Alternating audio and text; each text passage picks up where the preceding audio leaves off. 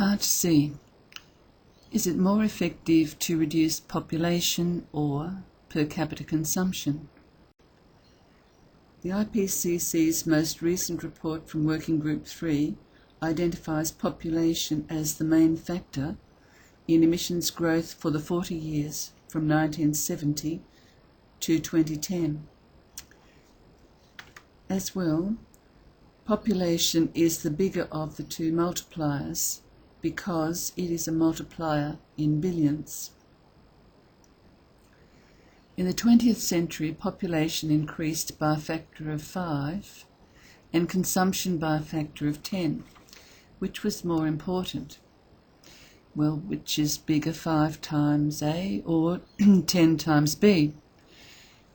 It all depends on the values of A and B. If A and B are the same, for example, if they're both 2, then 10 times B is bigger.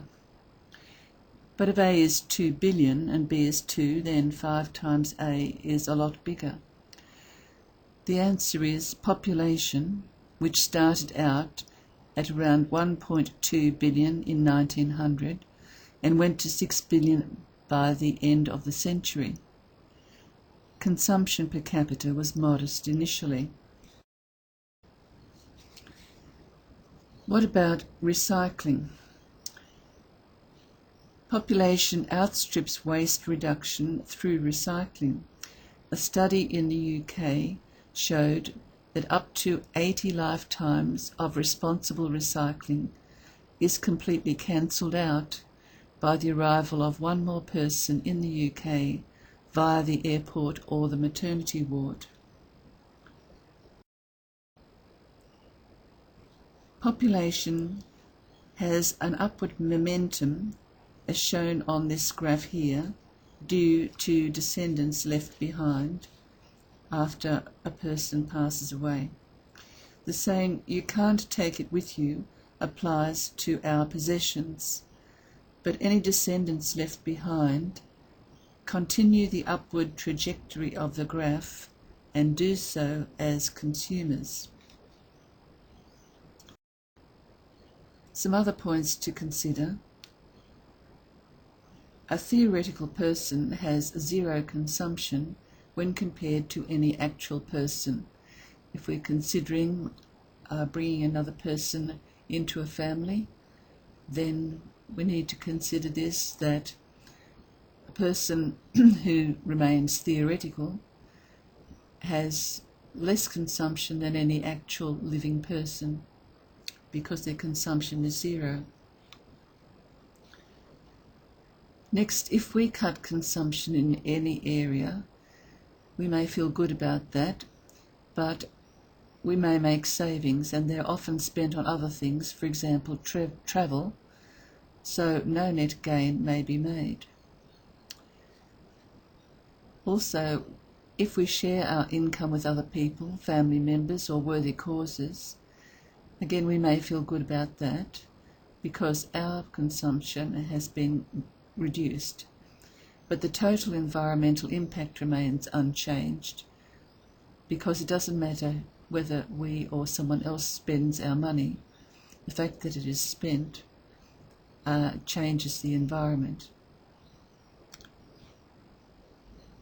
Next, while using renewables may reduce per capita consumption of fossil fuels, we need to check out the energy return on energy invested of renewables. That is, we need to check the maths. In some cases, it is negative. This is shown on this graph here of US energy sources, where the renewables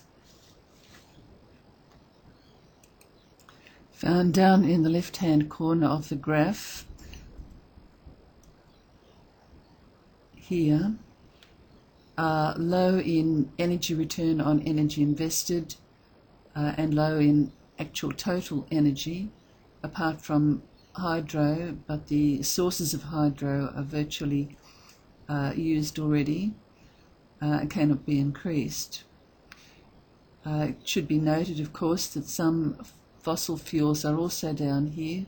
For example, tar sands has an exceedingly low energy return on energy invested.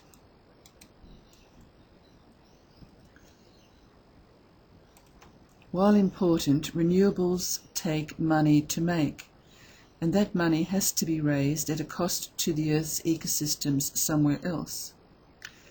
It has been said that only a small percentage of GDP would be enough to switch to renewables. But GDP takes energy to raise. For example, in every dollar of Australian GDP, there is the energy equivalent of a quarter litre of petrol. Renewables such as solar, wind, etc. are comparatively low energy sources.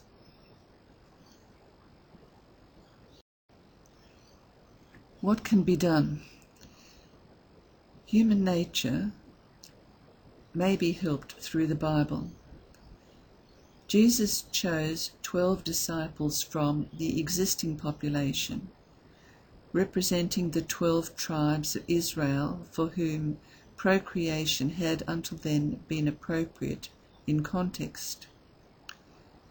To these apostles, Jesus did not say, "Go forth and multiply," but "Go and make disciples of all nations." New creation now supersedes procreation.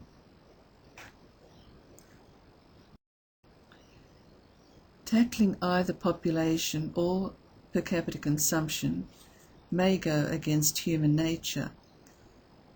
Here the Bible teachings can come in, enabling Christians to be amongst those who can act effectively. Jesus taught his followers not to store up treasures on earth but in heaven. He taught that this life is to be lived with the next in mind.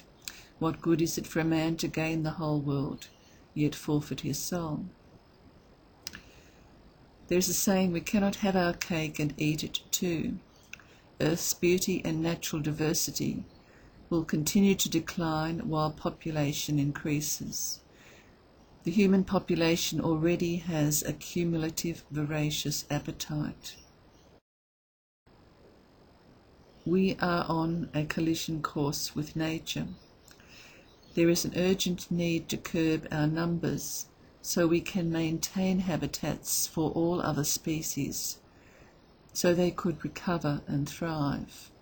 In this slide you see a koala standing in the midst of, or sitting in the midst of, a clear-felled area which has been cut clear to, nearly to the horizon. He's lost his tree to live in, his eucalypt species that he depended on for food, all his family members, and all the familiar sights of the forest. This particular koala may have been rescued by the photographer because the photograph was taken by a WIRES volunteer. In summary, blessings come with responsibilities. The Earth's ecological predicament is due not so much to bad things as to two great blessings: increased survival rate and improved living standards. Both have come through the hard work of good people like doctors, our survival rate, and engineers, our living standards. So we have a corresponding responsibility to counterbalance this through reduced family size. We accept the blessings, we should accept also the responsibilities without complaint. And the Bible has the last words. These laws are not mere words, they are your life. Thank you.